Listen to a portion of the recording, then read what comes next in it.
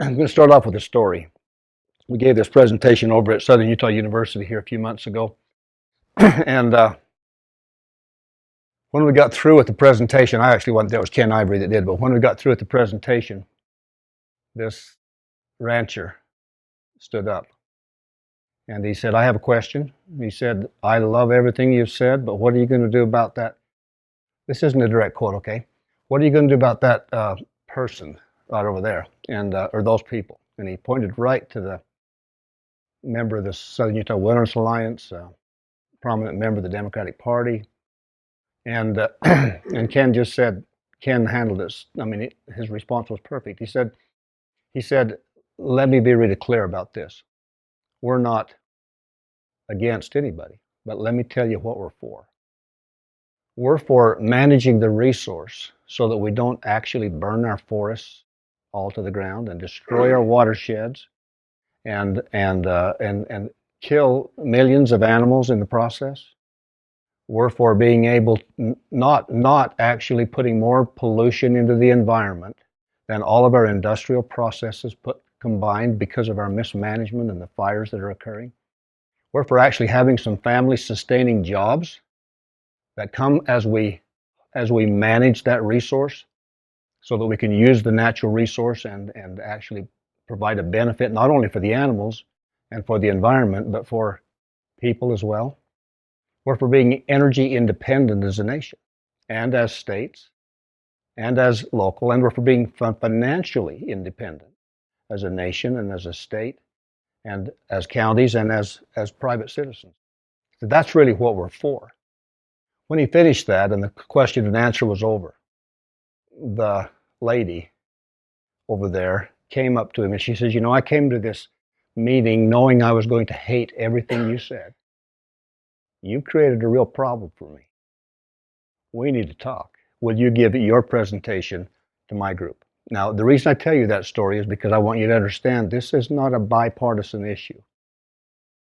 This is a partisan issue. There are no losers to what we're going to propose. And it provides tremendous solutions.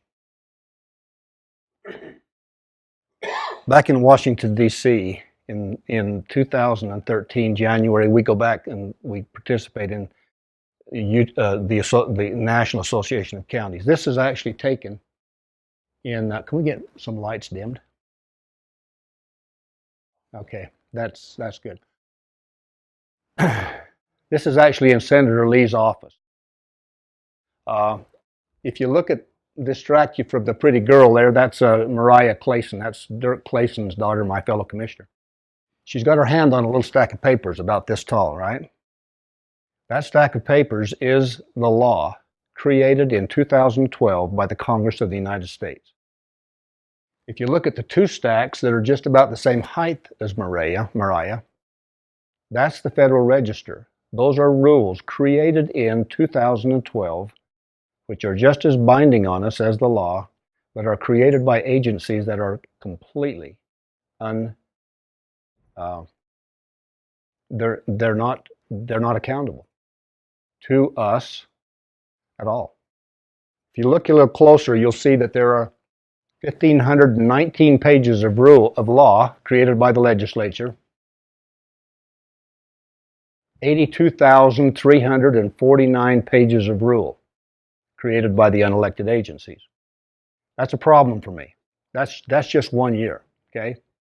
Here's the next year. He got a new cabinet. Well, they actually put it in a cabinet the next year. So the stuff inside the cabinet, that's the Federal Register. The stuff on top of the cabinet, that's the law created in the year 2013, right? It's a problem for me. And that kind of leads to what I'd like to talk to you about now. Look at the map. The map shows red. That's the federal estate. That's what the federal government owns, right?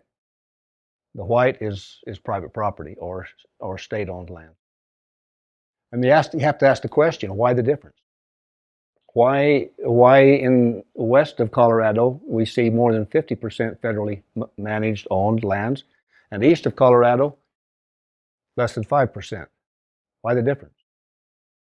We asked this question in a symposium that took place in Salt Lake City, well, 7 or 8 months ago now.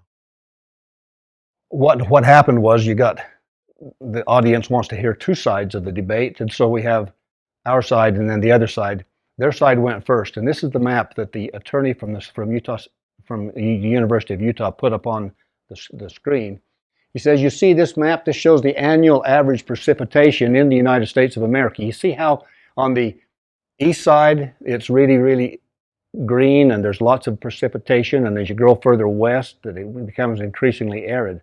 He says that your land is really arid, and therefore the federal government keeps it. Had the same conversation with retired Judge McConnell, who, by the way, I have a tremendous amount of respect for. He saved us on our roads battle at the 10th Circuit because he wrote a dissent that gave us the ability to go forward and then win. So a lot of respect for McConnell. We asked him this question on the telephone, and he said, there's this really long pause, like 15 seconds long pause. And finally he said, you know, I've never really thought of that question.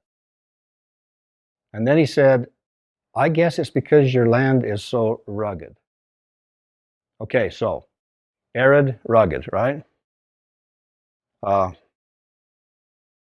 Looked for the arid clause in the Constitution. I haven't been able to find it. So I'm questioning there's things. And then he goes on and he said, I've looked at the Enabling Act of all of the Western states. In every one of them, it says the same thing. It says that you forever disclaim all right and title to the unappropriated lands. He says you gave it up. You didn't want your lands.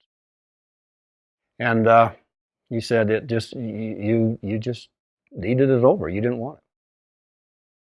And then he said your claim to your demand for the federal government to extinguish title is just clearly unconstitutional. And then he sat down. And so our side gets up, and this is kind of what we said. We said, yeah, we're actually familiar with the language. This is kind of what it says, that the people inhabiting the said state do agree and declare that they forever disclaim all right and title to the unappropriated lands lying within the said territory, and that such shall be and remain at the sole and entire disposition of the United States. This is the language you're talking about, right? Yeah. Well, that was actually Louisiana or Alabama. That was Alabama's Enabling Act. They have just 2.7% federally managed lands. Here it is again. Same language, exactly. But that's Louisiana. They have just 4.6% federally managed lands or federally owned lands. Why the difference?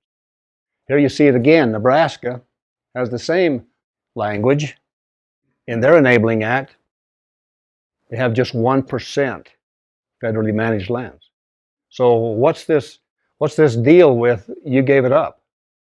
They all gave it up. And why is it different for the eastern states to give it up and then have it back, and the western states to give it up and not have it back? Why the difference? This is actually Nevada and Nebraska's Enabling Acts. You see them side by side. They're nearly word for word the same. Nebraska has 1%. Nevada has 81%. Why the difference? In fact, Nevada came into the Union before Nebraska did. Their Enabling Act is just 1 month apart, but Nebraska actually came was actually accepted into the Union 2 years before Nebraska was, and yet Nebraska went from some high number down to 1%, and Nevada went from 87 to 81. Why the difference?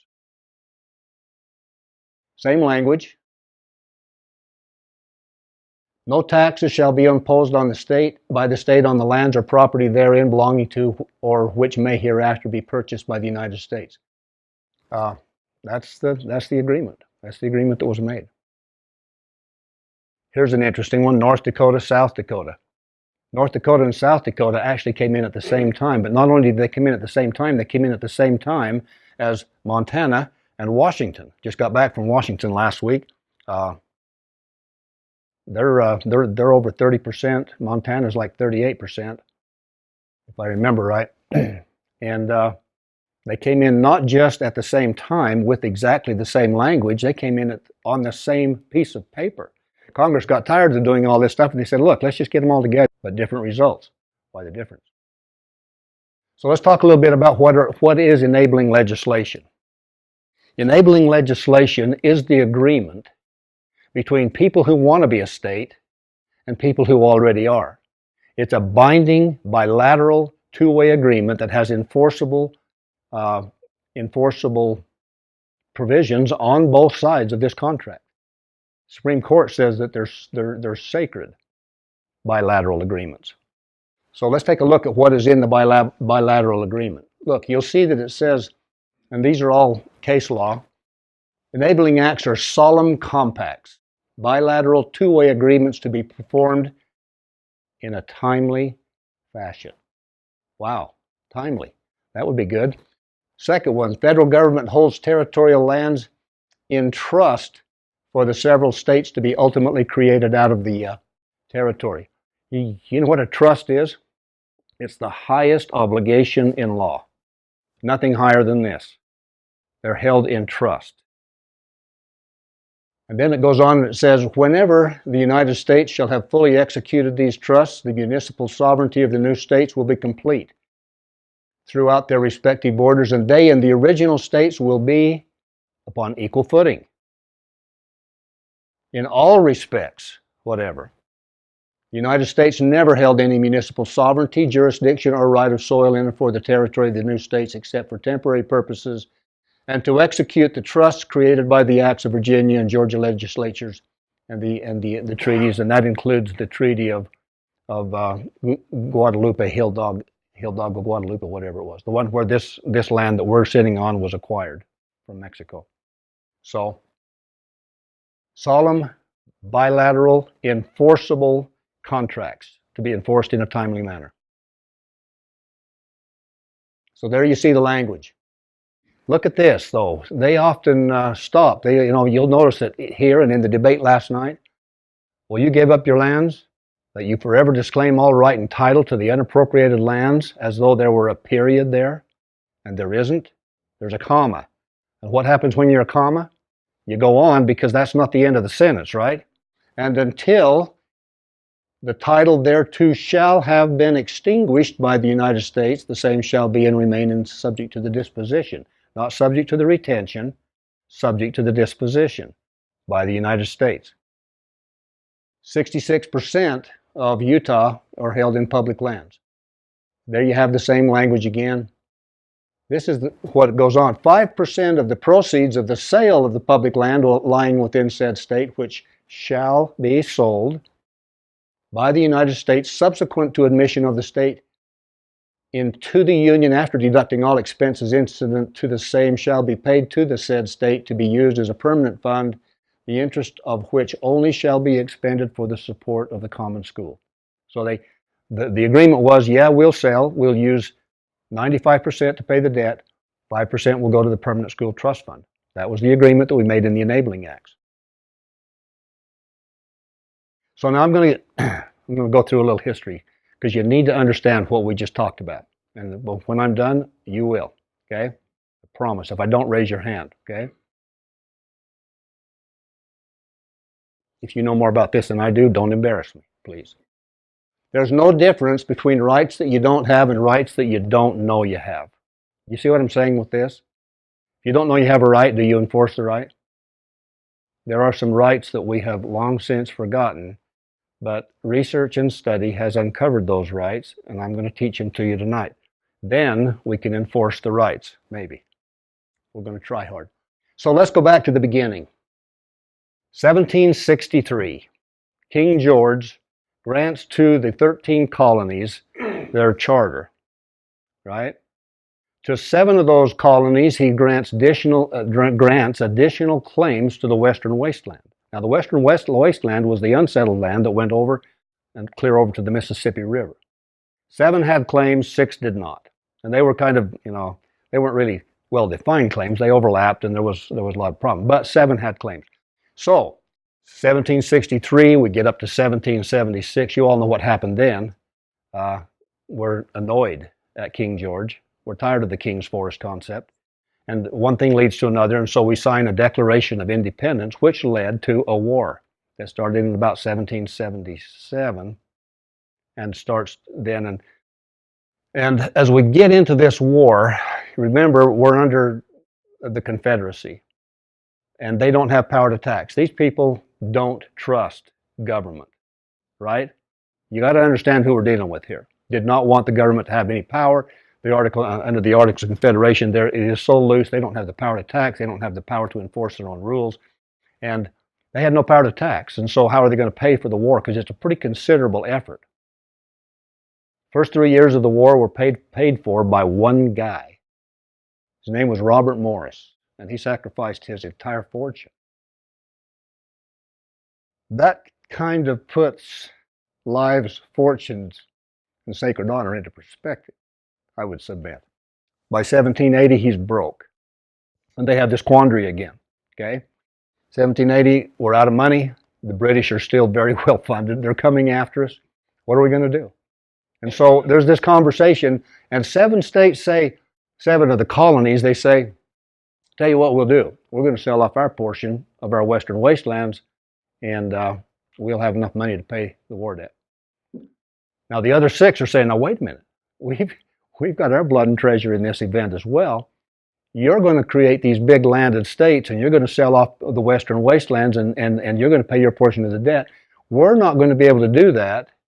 We're going to have to raise taxes, impose taxes on who? The original Tea Party, right? They're not going to like that. They're going to leave our states, flee to your states. We're going to get left holding the bag. This does not work for us. And the conflict in that, what they call great embarrassment, became so sharp that we almost had a civil war in the middle of our Revolutionary War. They resolved the great embarrassment by the resolution of 1780. 1780, Congress comes and says, tell you what, you just go ahead and deed these lands to us, we'll sell the lands and we'll pay the debt. Now remember who we're talking to here. We're talking to a bunch of people who were in the middle of a war to get rid of a landlord.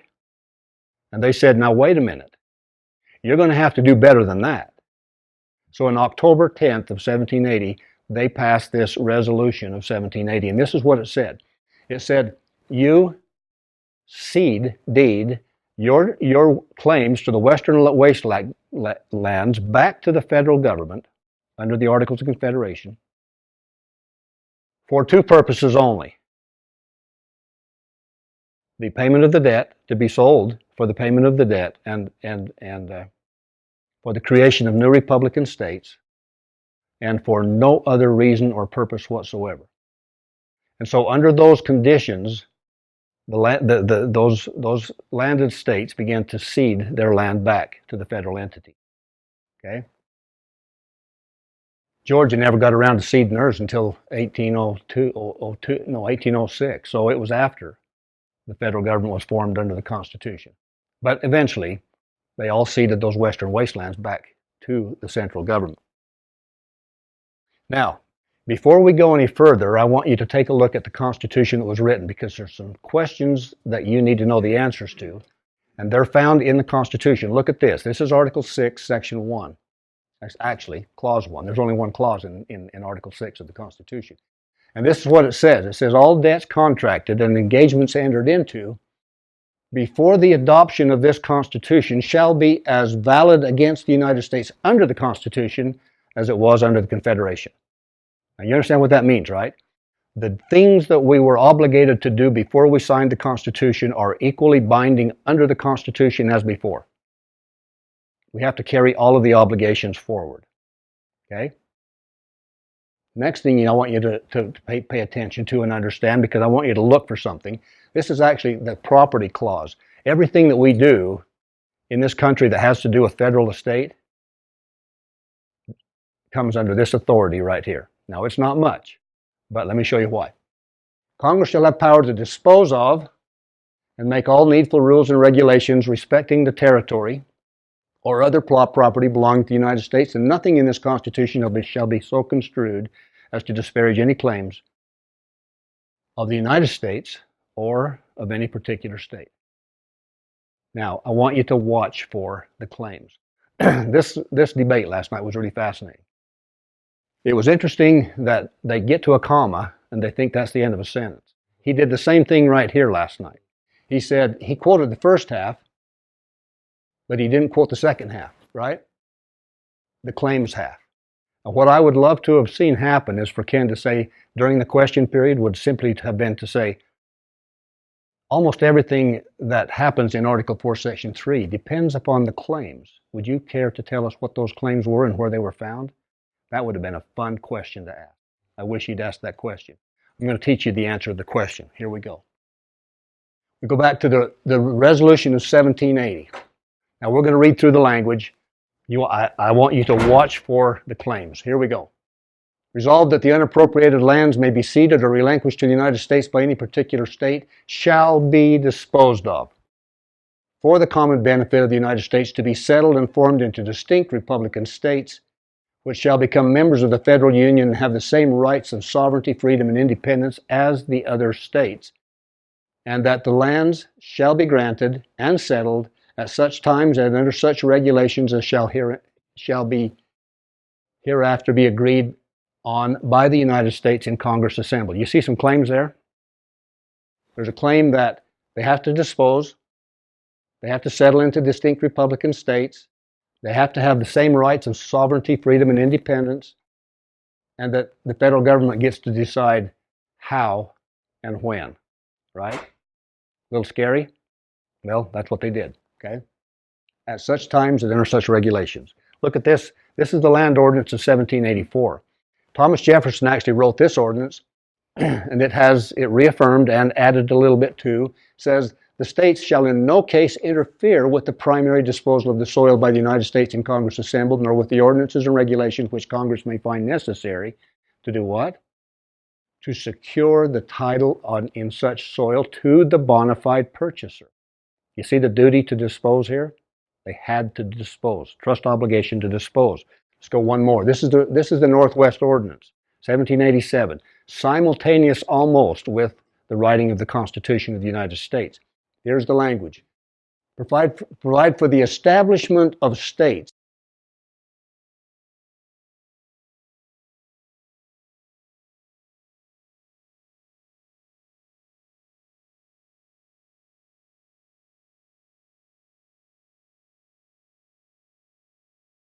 to cloud that title in any way. That's really important. Now let's look. So we have this is actually probably a picture of the Declaration of Independence, but it'll serve the purpose. We're writing the Constitution now. Do you understand? I'm writing your way, aren't I? Sorry about that. Okay, so let's take a look. This is actually excerpts from the minutes of the Constitutional Convention on Article 4, Section 3, the Property Clause. So they have this debate. Mr. Wilson and Mr. Madison are saying, you know what? We've already gone through this process. We've litigated this matter. We've brought it to resolution. I don't think we ought to even talk about it. I think we ought to just leave it alone. And then Mr. Madison says, but he said, I don't think the proviso is particularly dangerous, but to make it neutral and fair, it ought to go a little further and declare that the claims of the particular states also should not be affected. So they're talking about claims, right? The claims that we just showed you. So Mr. Carroll withdraws his motion and moved the following. Nothing in the Constitution shall be construed to alter the claims of the U.S. or of the individual states. And then Gouverneur Morris reworded it for him in the final motion that becomes Article 4, Section 3. Legislature shall have power to dispose.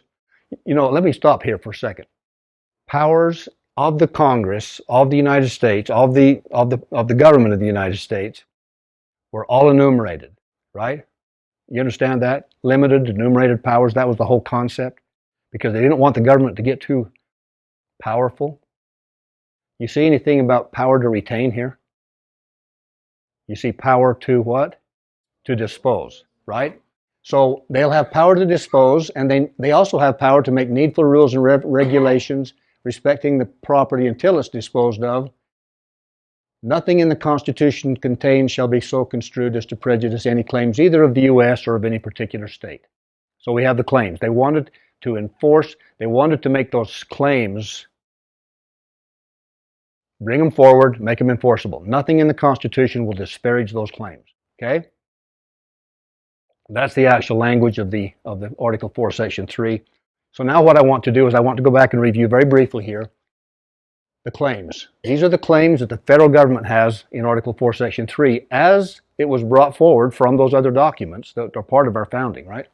So, lands granted and settled at such times and under such regulations as Congress determines. Congress has the authority to decide how and when, okay? States can't interfere with the primary disposal of the soil. Remember that little forever disclaim all right and title to the unappropriated lands language in the Enabling Act? It comes from here because the federal government needed clear title to expedite the disposal process. You can't cloud the title, states. Okay? You understand why that's there? States cannot interfere with the ordinances and regulations which Congress may find necessary in securing such title to the bona fide purchaser. You can't cloud the title. Those are the claims the federal government had that I've been able to just point out, right? So let's talk about the claims of the states. The lands are to be held in trust, and they shall be disposed of, right? They'll be disposed of to create new republican states on equal footing with the original, and they'll have the same rights of sovereignty, freedom, and independence as the original. This is the equal footing doctrine, okay? Those are the claims that the states had. Now, when Article 4, Section 3 is read now, you understand what it means when it says nothing shall disparage the claims, either of the United States or of the individual states. It's important, it's critical that we understand our history. You know more now about Article 4, Section 3 than probably 98% of all the attorneys in the United States. Why? Not because they're stupid, but because it's never taught in law school. They teach case law. They do not teach this stuff. And we've forgotten. We're the victims of a failure to understand our history. And that's a problem. So now let's look at Article 1, Section 8. Okay, let's talk about the Constitution for a minute. Article 1, rights and powers and duties of the legislature. Article 2, rights, duties, and powers of the executive branch. Article 3, rights and duties and powers of the courts. What's Article 4? Rights, duties, and powers of who? It's the states. Why is the property clause in Article 4?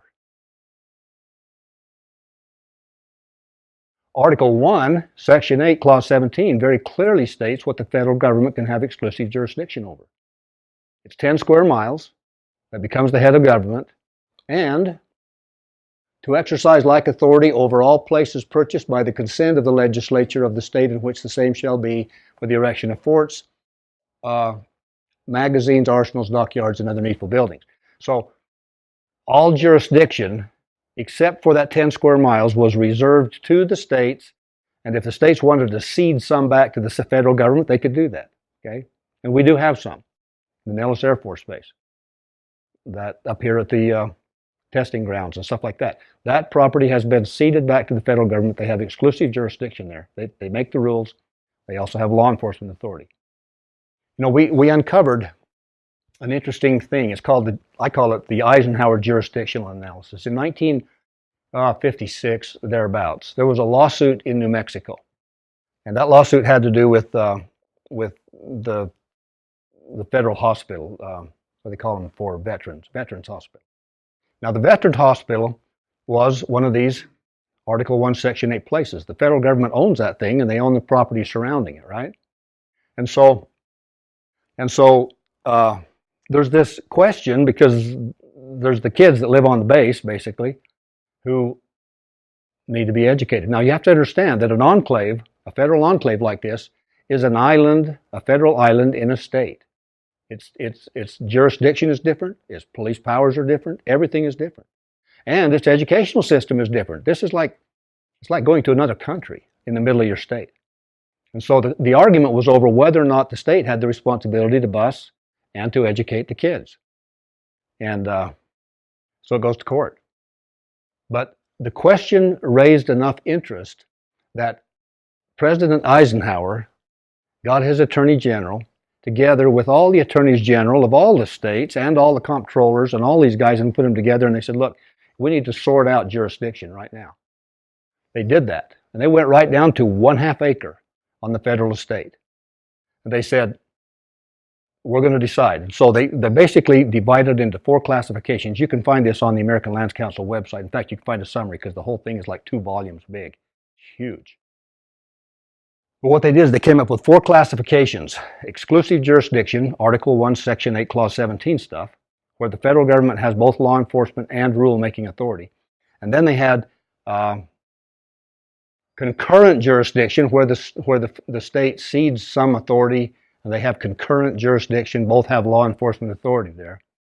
They have a joint, which is another one. And then they have proprietary interest only. 99% of the federal estate is proprietary interest only. Now, proprietary, and you can go ask the park, you can go ask them, talk to them. What is your authority? Is it exclusive, concurrent, joint, or proprietary? I did this just 2 weeks ago. The park ranger from Zion came in. He says, we're proprietary. Proprietary is not a jurisdiction. It is an interest. It's the same thing you guys have on your property. You don't have law enforcement authority there, but you have certain rule-making authority and stuff like that. But you have no police powers. And the county can zone you for use. We just did that last night in Kane County. We zoned the entire federal estate. That's going to be an interesting thing, but we just did. So, now you understand jurisdiction, I hope. Let's move on, because I'll give you an example of how bad it is on the other side. Tony Rampton works in the Attorney General's office. His dad was governor here in the state here. He's a Democrat, right? Tony's a Democrat. So we have one of these symposium things, 2 attorneys. Tony goes first. He gives the presentation that you and I are discussing right now. When he finished that presentation, the other guy gets up to try and, the other side of the story. And it went like this. Wow. I've never heard this stuff before. I think I agree with Tony. That was the defense. Okay? They don't get it. They've never taught it. They've never learned it. And but he agreed with Tony. So time passes. The western states have had enough. They say to the federal government, you're not disposing of our public lands the way you promised. We can't tax the lands to adequately fund education. Our ability to grow our economy and generate well-paying jobs is stifled, and the federal government is hoarding all of our abundant resources and minerals. Okay? That was actually in 1928. In 1928, the western states of Louisiana and Arkansas, Missouri, Indiana, even Florida, they said, well, we're south than all the westerns. The western states had been states for decades. And they finally just banded together. 1828, they said, you've got to dispose of the land. You promised, you've got to. In 1833, Congress passed a bill. And the bill said something like this, the debt's paid off. We still have these western lands. Let's go ahead and sell the western land. We'll just keep the money. And then when the states do what we want, we'll let them have some of the money. Does that sound familiar? And that bill passed both houses of Congress, and then it ran straight into Andrew Jackson. This was actually a report from the 20th Congress, first session, and the report is to the Committee on Public Lands, and this is what it says. It says, if these lands are to be withheld from sale, which is the effect of the present system, in vain may the people of these states expect advantages of well-settled neighborhoods, so essential to the education of youth, to the pleasures of social intercourse, and to the advantages of religious instruction. The states will, for many generations without some change, be retarded in endeavors to increase their comfort and wealth. Anyway, they go on and on. They said, when the states stipulated not to tax the lands of the United States until they were sold, they rested on the implied engagement of Congress to cause them to be sold within a reasonable time. No just equivalent has been given to those states for a surrender of an attribute of sovereignty so important to their welfare and to an equal standing with the original states. They did that with Michigan, just deeded them 30 million acres.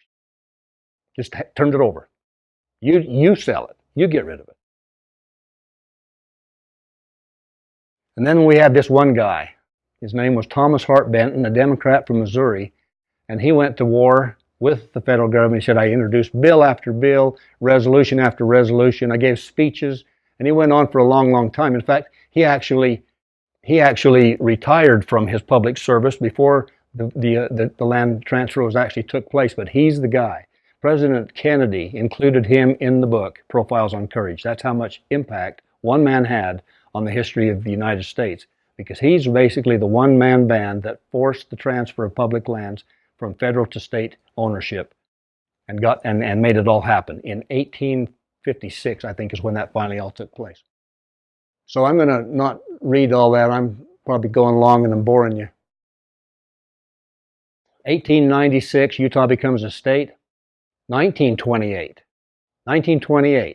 100 years after the original demand for the transfer of public lands, the western states once again went to the federal government and said, "You got to transfer the lands." And it was an interesting thing. You know, the western states all come, and we got basically the same situation we have now.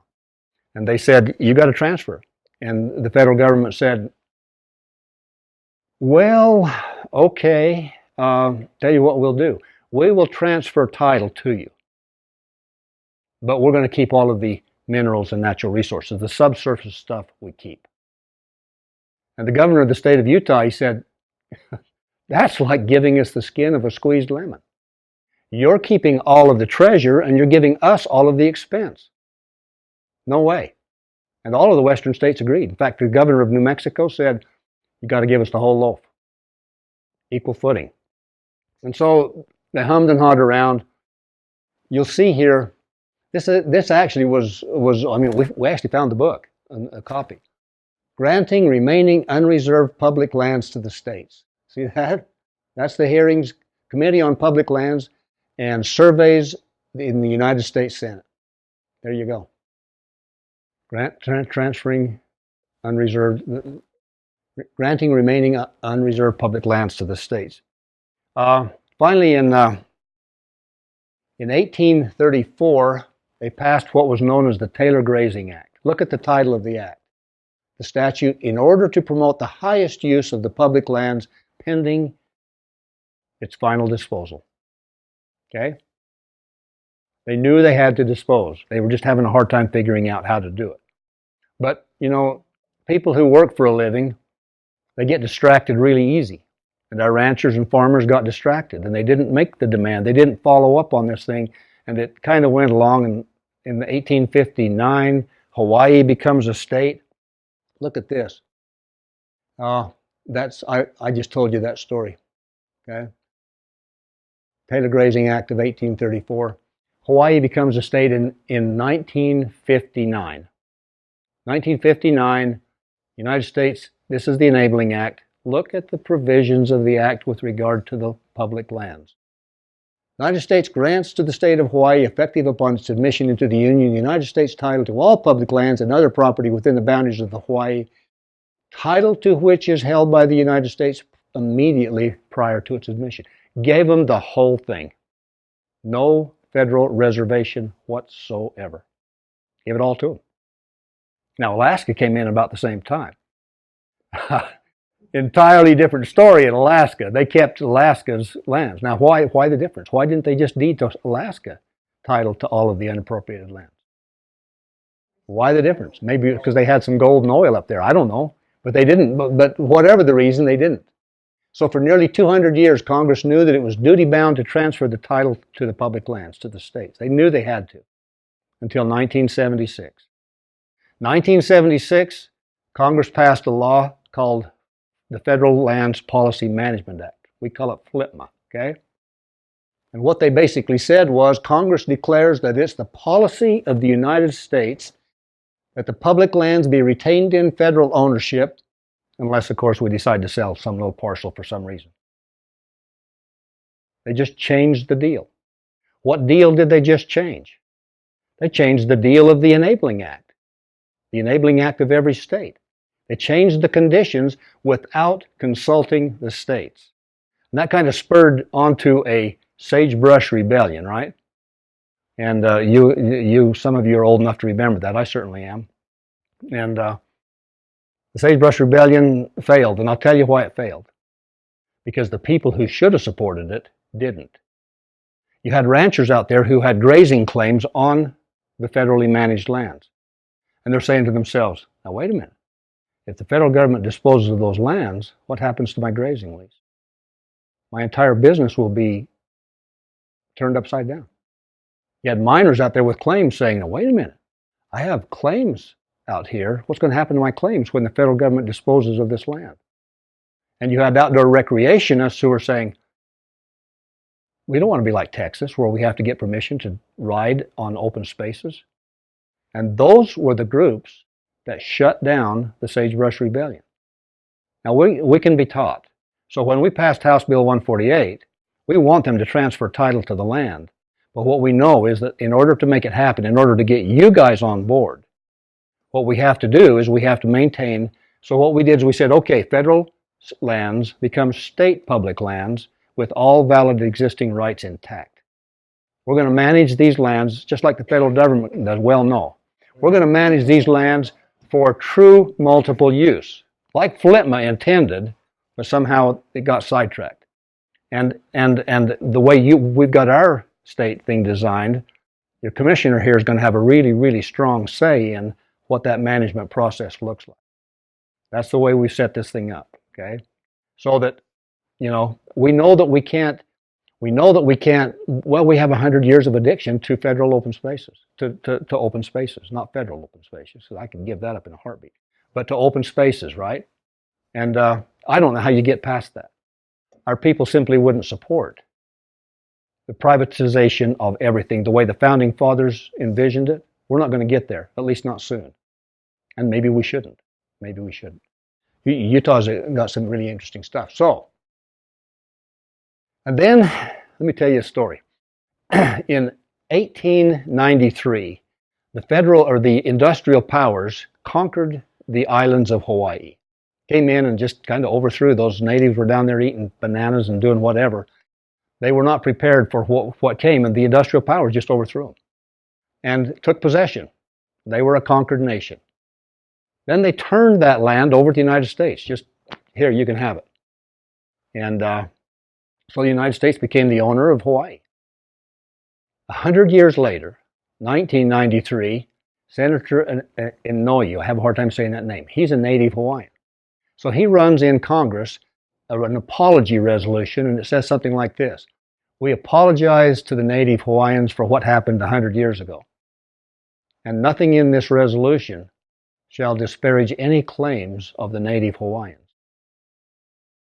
Everybody in Congress wants to apologize for our being, you know, the way we were, I guess, 100 years ago. And so it passes both houses of Congress, becomes a binding resolution. A few years later, Hawaii, who owns the land, right? They got it through their Enabling Act, clear title. And they're disposing of some of those lands. And the native Hawaiians, they have this organization called the Office of Hawaiian Affairs that kind of looks out for the interests of the native Hawaiians. And the Office of Hawaiian Affairs said, wait a minute, you can't sell those lands. We have encumbrances. We cloud your title. We have claims to those lands that you're selling. You can't just sell them. You've got to honor the claims of the native Hawaiians. And the state of Hawaii said, what are you talking about? We have clear title. There's no claims on this land. They said, oh yeah.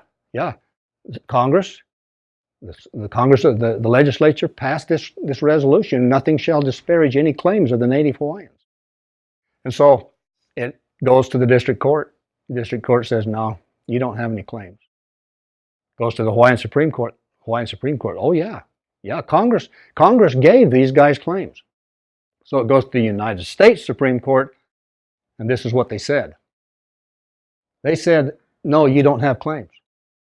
They said the consequences of admission are instantaneous, and it ignores the uniquely sovereign character of that event to even suggest that some subsequent act of Congress can somehow diminish what has already been bestowed. And this proposition applies with even greater force where virtually all of a state's public lands are at stake. You see what just happened? They said that a subsequent act of Congress cannot alter the terms of states' enabling legislation. You can't change it, Congress. What did FLTMA do? It changed it. It changed it unilaterally without any consent or even input from the states who were parties to the contract. That'd be a little bit like me coming, we have a contract and I kind of get tired of the contract. I say, you know what, I think I'm going to change that contract. And you're going to say, what? No, I don't think so. This is a binding contract. But enabling legislation, there's solemn compacts according to the Supreme Court. You can't change the enabling legislation without the consent of the state. Thereon lies the case of the American Lands Council. We think that Congress has not the authority to change the deal. We can't just all of a sudden decide that we're not going to dispose, but we're going to pursue a policy of retention. Okay? So, the good attorney said that House Bill 148 is clearly unconstitutional. What do you think? Is it clearly unconstitutional? No, I think the state has. In fact, we actually went to the Federalist Society. This is a little recap. It's been done before. We went through this. You'll remember this. We went to the Federalist Society, which is a group of about 30,000 constitutional scholars and lawyers. We said, what about this? And they did a white paper. It's a legal analysis of the bill. And what they said was, and it's like long, we're going to be able to change the equation. We also had another white paper done here just a few weeks ago. They just finished it. It was the Brigham Young University Law School that did another white paper on it, said basically the same thing, that there is no question that the federal government had the duty to dispose. Okay, so why does it matter? Let's talk for a minute about budgets, okay? This is Utah's annual budget, $16.2 billion the state of Utah spends. Look at this, $7.3 billion of that is federally sourced. Does that make anybody nervous? When you've got a federal government that provides 45% of our total Utah state budget? What happens if the federal government somehow isn't able to pay that? If you had a business and you had a customer that provided 45% of your business, and you knew that customer was in serious financial trouble, would you be nervous? Yeah, I would. This is the representation of the national debt. Now, this is a year old. We're way above 17 trillion now. Look at the trajectory. Anybody think that's sustainable? I don't. I'm a little nervous, especially when you stop to think that the federal government does not play by the same rules that you and I are required to play by. I have to book all of my future obligations as part of my balance sheet. So does the state of Utah. All of those retirement account stuff, it all has to be booked in and it has to be paid for. The federal government doesn't play by those rules. The actual deficit last year was 5 trillion, not just the 1.3 that we normally talk about. And so the total debt, if you understand the economy and the economic picture, isn't 17 trillion at all.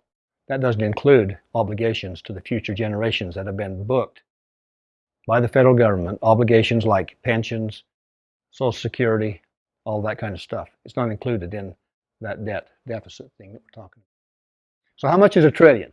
We talk about trillions as though it were, I remember when it was billions that was the big thing, and now it's trillions. But I have any idea what a trillion is? If you decided to count to a trillion, and you went one number per second, didn't stop to eat or sleep, just counted right on through like a diligent soldier, how long do you suppose it would take you to get there? I'll tell you how long. It's just shy of 32,000 years. Okay? It's a big number. We don't comprehend trillions. I can't comprehend trillions. It's a really, really big number. Okay? I put this slide in here because I want to just make a comparison for you. And the comparison, this slide shows, what may have been my ancestors coming across the plains with the Mormon pioneers. And they have everything they own in that little old handcart. Some of those companies got in trouble. Didn't have enough food, and they got taken longer than they thought it was going to take. They had, at one point, finally, down to the point where they were giving each person about 8 ounces of grain or flour or whatever it was, meal. And then something really interesting started to happen. The guys started to die. They were just laid down by the side of the trail. They're saying, why? 8 ounces is not a lot, but it ought to sustain life. How come the guys are all dying off? Why do you suppose they were? Because they were giving their portion to their wives and kids. Now compare that with the deficit that we just talked about. On the one hand, you got parents who are willing to sacrifice for their families, and on the other hand, you've got people who are apparently willing to spend their posterity's future. I don't like what I'm seeing with regard to that comparison. What does that say about a nation or about us or about our generation? That we simply want things that we can't afford, so we're willing to sacrifice our children's future to obtain what we want now. It's not a pretty picture. So we have these sequestrations. The federal government decides that it's not going to pay the $53 million that it owed to Wyoming last year. You've got the Fed wants $18 million back. Heavens, that's been spent on those timber counties up there in Wyoming. Not a pretty picture. So let's now change subject for a minute. Let's say, why does it matter? Let's talk about funds for education. Utah, okay, so we got two maps here. You're familiar with the one on the bottom. The one on the top shows the states in red have the hardest time growing funds for education. Notice any similarities between the two maps? There's a reason for that. Utah is $2.6 billion under national average. It needs $2.6 billion. You can't tax your way out of that situation. You'd have to raise taxes on businesses by 1,000%. Can you imagine what happens to a business? California tried that, you know. So did Illinois. Look at what happens when they do that. Businesses simply flee the state. It is not, you can't tax your way out of this situation. You can't tax the private sector to that extent. You just can't get there from here without killing entirely the goose that lays the golden egg. It's impossible. Our funding gap to get to national average is $2.2 billion. If we wanted to catch up with North Dakota, it'd take another $2 billion. North Dakota's got a good situation going because they have access to their natural resources. And they don't have any more natural resources than Utah's got. But they have their land. That's right. They only have like 4.3% or something. See? Talks about special education kids.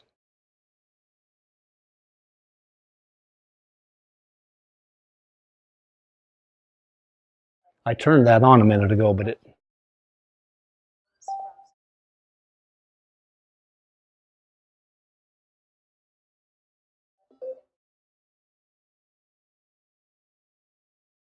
The Piute program, of course, is permanent, so we're not concerned about the program expiring. Oh, yeah? What we are concerned about is the level at which the program is funded. Piute was created in 1976 by Congress because we changed our federal land policy from one that was focused on disposal to one that was focused on retention. These payments are literally payments in lieu of taxes to compensate our local governments for the loss in tax revenue caused by this change in policy. Secure Rural Schools, unlike Piute, was largely a replacement program for the receipt sharing programs, whether it's the Forest Service payments to states and the Bureau of Management that Oregon and California have for their payments. These payments made under these programs were historically from receipts generated by timber sales for roads and school purposes. But I think we recognize that they were never intended to be a permanent entitlement program, but more specifically a temporary short-term bridge to allow the communities to transition to the new economic reality that was forced by environmental policies that were designed to halt timber harvesting. But if you're a community like Ketchikan, where I was born down in southeast Alaska, Ketchikan, the private taxable land within the Ketchikan Gateway Borough are 0.3%. 0.3%. So if you have no other place to go, if 96.5% of the land in your borough is held by the federal government, the state has 1.3%, the local government has 0.3%, there is 0.3%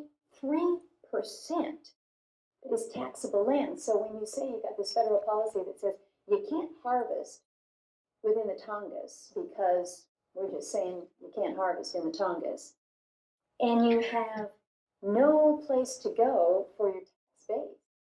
And we say, well, this is just going to be a temporary program for you until you can transition. The question is, what do you transition to? But I think we all know. I mean, we're having budget conversations this week. It's on everybody's mind. Federal government's broke here. We can't continue to pay counties to not utilize the lands within their boundaries. And Mr. Chairman, you have appropriately suggested where we need to go with this. So you need to be able to access the resources that are on your lands. We either need to utilize our federal lands to generate the revenue and the jobs for our rural communities, or we should divest the federal government of those lands and let the states or the counties, the boroughs manage them. They got this little island. They're trying to build a road so that they can get their sick people to a doctor, and the federal government won't allow them to build that road because they're afraid it will interrupt a migration pattern of some animals up there. And meanwhile, people are dying, but then what does that matter, right? So why does it matter? Let's talk about environmental concerns. This, I believe, is the trigger. Watch this. The two maps. You're familiar with the one on the bottom. Top one is the map, shows the location that experienced wildfire greater than 250 acres since 1980. Look at the map, okay? There's a reason for what you're seeing here. Look at the harvest graph. Blue is private, yellow is state, and green is federal. And this goes from 1947. Look how in 1962 up through about 1980, well, close to 1990, the federal harvest was not too bad. The federal estate actually grows about 16 billion board feet per year. At the height of our timber harvest, we harvested about 12. So there was 4 billion feet that were accumulating in excess of the harvest every single year. But we had about $12 billion. Now we're down to just under 2 on the federal estate. 2 billion board feet. That means that 14 billion are going into what? Additional fuel. Which is why you see this map right here, this graph. Look at the fires. During the harvest season, harvest time, of those years that we were harvesting, look at the wildfires. Look what's happened since 1985 when all of a sudden environmental pressure shut down the harvest process. And it's going to get worse. It is going to get worse. Because until we change the MO, the harvest, until we start weeding the garden, we're going to have increased fuel supplies growing in that. There's just a fascinating concept, and I want you to get the concept. Look, 12, 14, 15, 16 inches of moisture falls on this area every year. It'll support about 40 trees per acre, according to foresters and those kind of people. About 40 trees per acre is about all. Because see, every tree has this straw that it drops down into that water table, and it sucks up as much as a couple of 100 gallons a day that come right out of the soil. So now, if your tree count goes from the 40 trees that our area will reasonably support, up to the 400 or 500 or 800 trees that we sometimes see in the forest, what's happening to the water table? Any question why your streams begin to dry up? Any question why? Let me tell you what happens. What happens, there's a couple of things that happen. Number one, you don't get any big trees. Because instead of growing, they're competing to just barely stay alive. So when you get that situation, then along comes the tree's natural enemy, which is the bark beetle. And it burrows in, it hits the cambium layer. A healthy tree has a lot of sap because it has plenty of water. And it does what we call pitch it out. Just spits that little fella right back out. Game over for the beetle. But if you get trees that have 400 trees per acre, and they're all competing for a very limited water resource, what happens? The bark beetle bores in. The tree is already stressed because it can't get the water that it needs. It doesn't have enough sap to do what it would normally do to defend itself against the beetle, and the beetle wins that contest. And then you begin to see what happens as that beetle infestation grows and grows. because we didn't keep the tree count where the tree count should have been.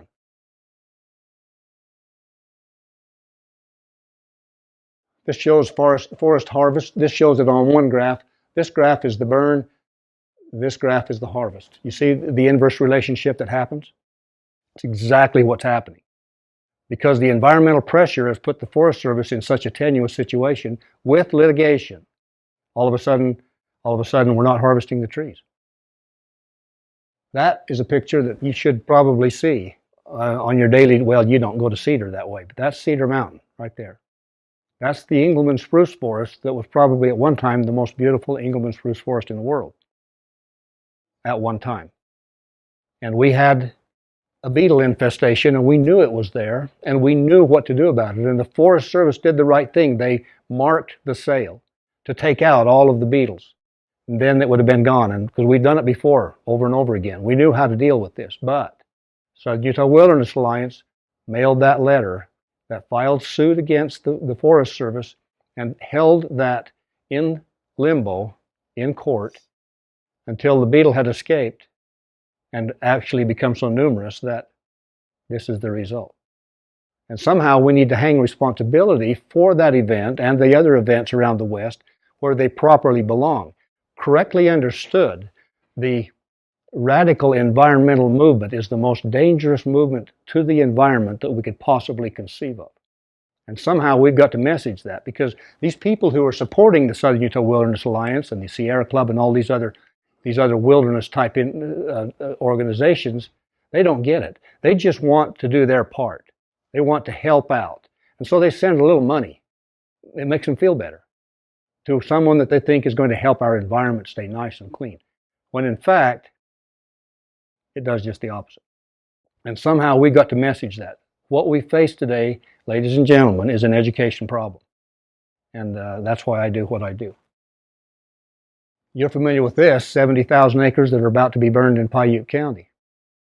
I think your commissioner actually went to them and said, you know, why don't we go in and cut some of that stuff out rather than raise the carbon footprint, if you will, to such a massive layer. Let's go in and let's take out what we can take out, and then if you want to go, you know, burn it, then burn it. Because, I mean, are we or are we not concerned about carbon? But what was the response from the federal government, Commissioner? The response was we couldn't harvest as that.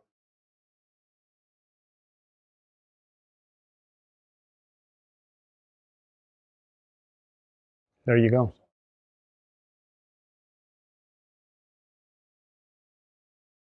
Interesting scenario. Mismanagement. Don't listen to what they say. Watch what they do. And the consequences of really bad environmental policy, we're paying the price for it over and over again. Al-Qaeda is not oblivious to our problem. This is a Federal Bureau of Investigation report. It says that Al-Qaeda has identified the Southwest as a possible site for jihad. For the price of a match, you can do intergenerational damage, billions of dollars, and destroy significant wealth. That's actually their map, right out of their Inspire magazine. That's what they show. We're right in the middle of that. And then there's Ecuador, auctions off the Amazon to Chinese oil firms because they had a debt. I'm glad we don't owe China any money. That would be horrible, wouldn't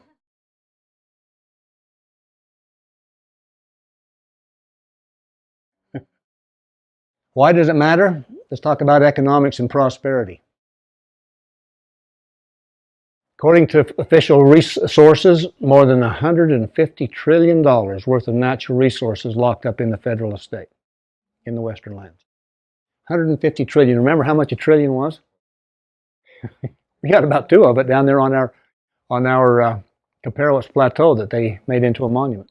And they made that monument for the specific purpose of putting that coal off limits. So you got $150 trillion, over 9 times the official national debt. Here's an interesting one. Government Accountability Office, June of 2012. recoverable oil in Utah, Colorado, and Wyoming about equal to the entire world's proven oil reserves. That's an amazing thing. We were having this conversation at UAC here about a year ago, and some of the commissioners were saying, boy, how would we ever pay to manage the federal lands? The commissioner from Uinta County says, let me put this in perspective for you. Uinta County has 5 times more oil than Saudi Arabia. 5 times more oil in Uinta County alone. Can you get the picture? Are we looking at a donut or a hole here? I mean, goodness. I think I could figure out a way. Can the states do better? This is actually a study done to compare state-managed lands with federal-managed lands. And it's really interesting. They said the states can and do manage public lands profitably. The BLM consistently spends more than it takes in, and we didn't have Forest Service here, but they are significantly more than they take in. So knowledge and courage. If we fail to secure the same statehood promises and rights for our states and our future, it won't be because it's illegal or unconstitutional or impossible. I used to think this transfer public, when we first came in and started this American Lands Council, it started out of sheer frustration. I mean, I got to the point where I wanted to go grab an AR and just go shoot something, okay? I was so frustrated. But as we got into this process and began to work through the process, I realized that wasn't the way to go. What we really need to do is use the history and the law that is at our disposal to get a legislative or a judicial solution to the problem. And I think we will. But what we need is you guys to become educated on this topic, and it needs to get out. I keep telling the American Lands Council, don't ever call for the vote until you've educated the voter. You got to educate the voter. So we need this information to get out, and we need to get out and we need to push this message.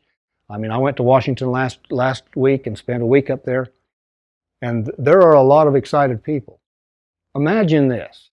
2 years ago, we were 4 guys sitting in an airport lounge trying to figure out a solution, and we came up with what we decided to call the American Lands Council. We're going to call it the Western Lands Council.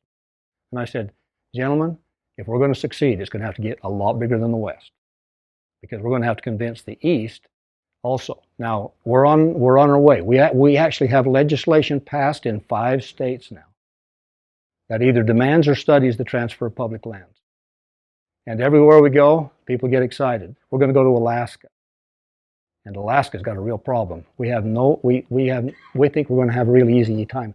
California may just, it's going to be a hard sell in California. I don't know whether we're going to actually get California on board or not. Colorado's really tough.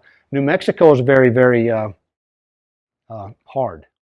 But Arizona's going to come on board this year. I almost am certain. That'll make 6.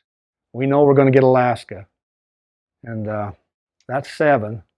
And then we think we can go to the legislature and say, you've got to do it. You said you would. This is a trust obligation. You have got to honor the trust. And we think we've got a really good case. You're familiar with that? This is one of our founders. It'll be their own fault if the several states suffer the federal sovereignty to interfere with the things of their respective jurisdictions. We have a responsibility to protect our turf, our jurisdictional turf. Now, all this stuff's come to the surface. It's been really fun to go through this process and discover what the history really was. Not my favorite guy, but he said something kind of cool here. He said, the soft-minded man always fears change. He feels security in the status quo and almost a morbid fear of the new. For him, the greatest pain is the pain of a new idea. So the new idea, the only solution big enough to fund education, better care for our lands and forests, protect our access, achieve energy independence, reinforce state sovereignty, create jobs, grow local, state, and national economies, and the tax base. There are no losers here, except the people that just want to watch the world burn. There are no losers. Economically, environmentally, there are no losers. And we think it's doable. It took me a while to get to the point where I thought it was doable, but the more I learn, the more I'm convinced it's not only doable, it's the right thing to do, and we ought to get after it. That's what we're doing. This is Ken Ivory. Ken Ivory is our executive director and president of the American Lands Council. We hired this guy, and he's worth a whole lot more. He took probably a 50 or 70 or 90% cut in pay to work for this little group. But boy, what a spokesman. This guy's incredible, is he not? But he's going to do this. Some people say this movement for the transfer of our public lands is just about selling them off to rich fat cats, or that we can't afford to manage our own land. The funny thing is, the only people making these arguments are the ones who want to continue to increase federal control over our lands.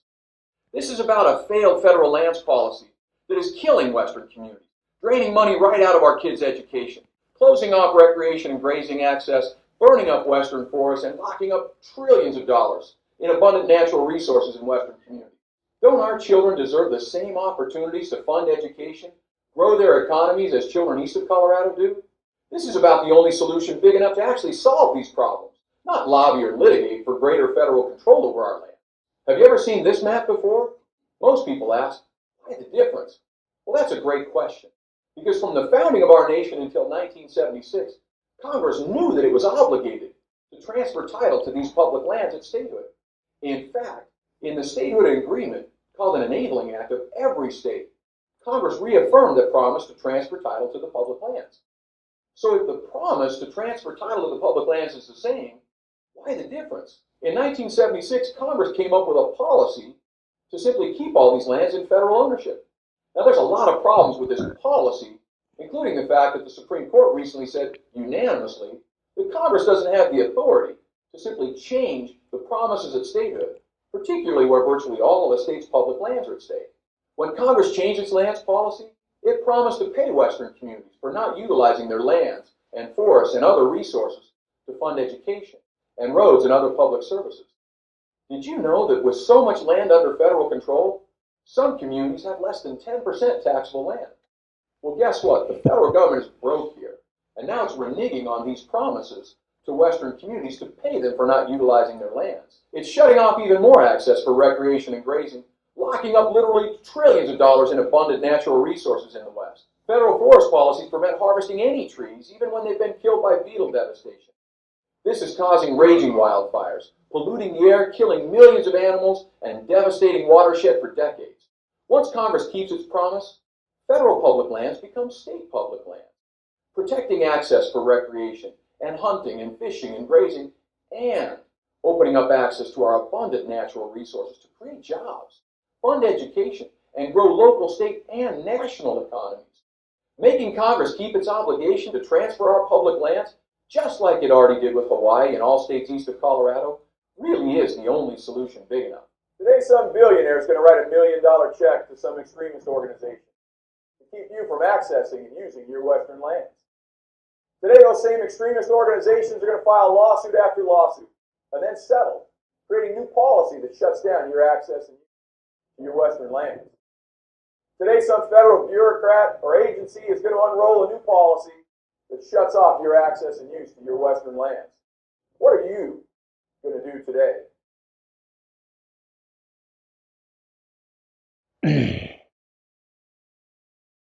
Okay. This is about the end of my presentation, but I guess the pertinent question is, what do we do now? I've got some suggestions. I want you to join the American Lands Council. And I want you to study and then share the information that you get with people in your circle.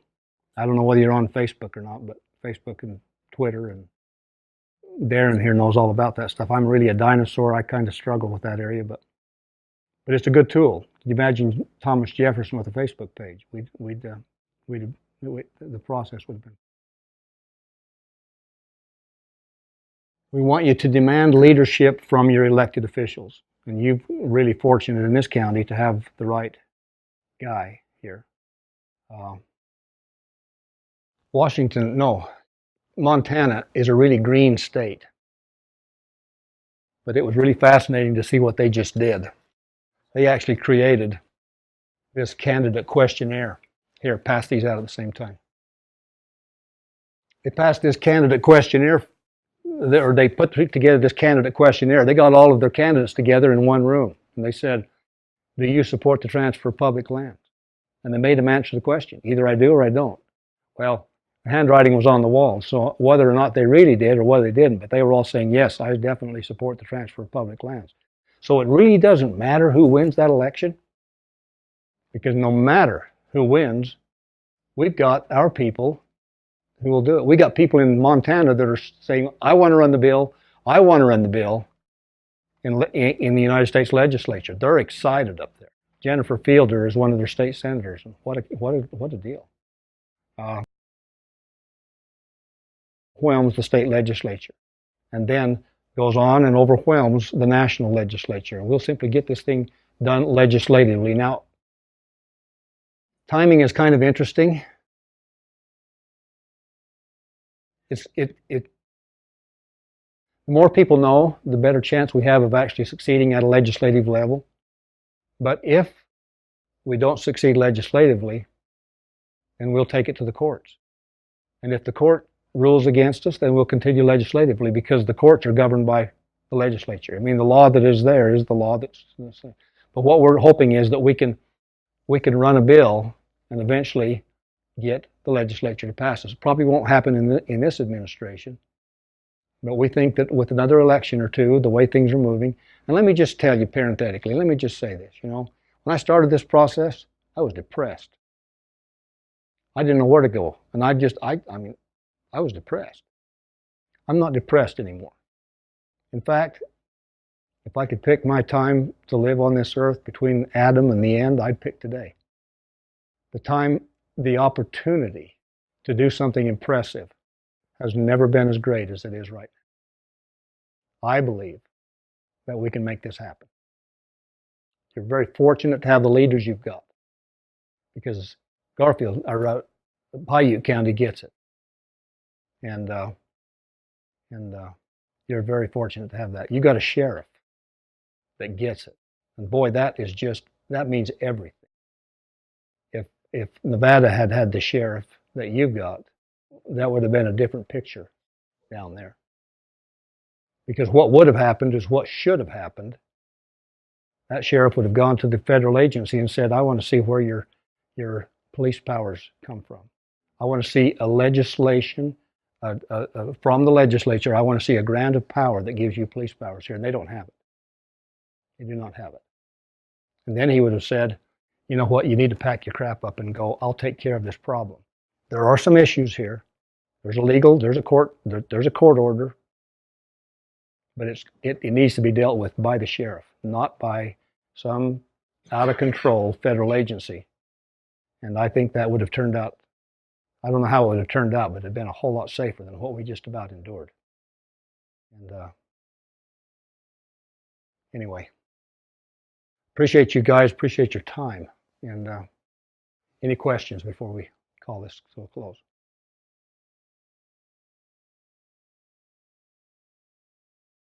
The Utah State Legislature, look, we didn't do what the founders would have done. If we had, well, Arizona passed a bill that demanded the Grand Canyon, and the governor vetoed it. You got to do what's politically possible. House Bill 148 leaves the national parks, leaves the congressionally designated wilderness, eliminates all of the wilderness study areas. It gives them the national monuments, with the exception of the Grand Staircase that was just an absolute farce. Okay. Yeah, that one would not be part of the deal. That one would come back. Other questions? Yes,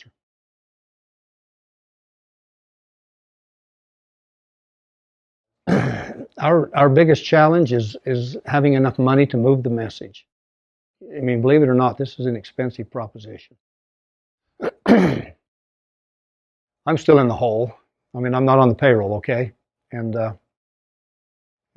I'll get some reimbursement for my travel last week, but other than that, it's all. So it's really kind of an expensive proposition. Membership for an individual is $50. You can go right on the website. It's AmericanLandsCouncil.org. Go on the website, click the join button, give them a credit card number, and they'll take $50 out of your account and you're a member. Counties, we ask 5,000, except counties like yours where you only have, 1,600 people? 1,550. So we say $1 a head's plenty. Let me tell you what happened in Nevada. Their process was different than ours. We started with a House Bill 148. In Nevada, we went to the Nevada legislature, the Nevada legislature, and we said, you know, we want to transfer public lands, and the consensus was not a chance. So what DeMar Dahl, my partner in crime here, what he did is he said, no, we want to study the transfer of public lands. We want to do a study that talks about economics and environment and all of those related issues to what would happen if the federal government were compelled to transfer. It was an interesting thing. They made up a task force with representation from every county in Clark County. I mean, from every county in Nevada. And at the beginning, DeMar went in and he serves as the chair of the committee. And he said, look, you guys know I've got an agenda here, but I promise you, I will not push my agenda. If you promise me you won't call for a vote until the facts are all in. And so what they did is they did the studies. And the positive was overwhelming. They held the vote here a few weeks ago. There was one county that voted against. All the rest of the counties had made the switch and could see the advantages of the transfer. The facts in front of them, I don't have any question, but Washington State will come on board as well. California, I don't know about California. California is just, they may be impossible. Question? Any more questions? Well, your mind can't absorb more than your bottom can endorse, so maybe we better call this to a close. Thank you so much. Thank you, Doug. We appreciate it.